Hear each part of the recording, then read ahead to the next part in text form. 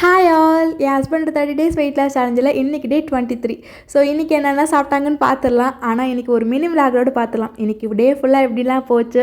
So அதுக்கப்புறம் அவங்க என்னென்னலாம் சாப்பிட்டாங்கன்னு இந்த வீடியோவில் வந்து இன்க்ளூட் பண்ணியிருக்கேன்.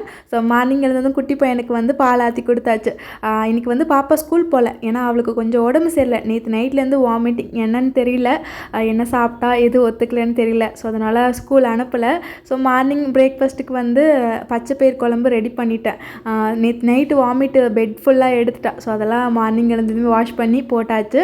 அருண் இன்றைக்கி எம்டி ஸ்டொமக்கில் வெண்பூசணி ஜூஸ் குடிச்சிருந்தாங்க. அதுக்கப்புறம் அருணோட பிரேக்ஃபாஸ்ட்டுக்கு இன்றைக்கி ஓவர் நைட் சோக்குடு ஓட்ஸ் இருக்கு இல்லையா, அதில் வந்து ஸ்மூத்தி ரெடி பண்ணியிருந்தேன். ஒரு 2 டேபிள் ஸ்பூன் ஓட்ஸ், அதுக்கப்புறம் நட்ஸு சீட்ஸ் இதெல்லாமே சேர்த்துருக்கேன். உங்ககிட்ட என்ன நட்ஸு சீட்ஸ் எல்லாம் இருக்குல்லோ அதெல்லாம் வந்து ஒரு 1/2 டீஸ்பூன் அந்த மாதிரி சேர்த்துக்கோங்க ஒரு ஆளுக்குன்றப்போ.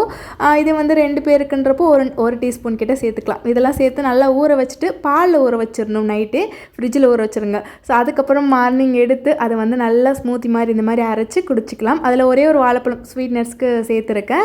ஸோ டேஸ்ட் ரொம்ப நல்லாயிருக்கும், வயிறுமே ரொம்ப நல்லா ஃபில்லிங்காக இருக்கும்.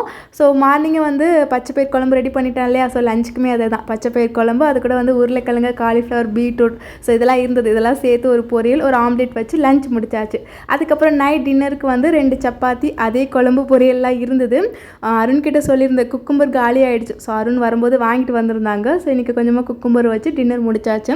அதுக்கப்புறம் மதியமே வந்து எக் வாங்கிட்டு வந்து வச்சுருந்தாங்க. அதை வந்து இந்த எக் ஹோல்டரில் வைக்க மறந்துட்டேன். ஸோ அதுக்கப்புறம் நைட்டுமே அதை அரேஞ்ச் பண்ணி வச்சுட்டு தூங்க போயாச்சு. சொல்லுங்க, பாய்.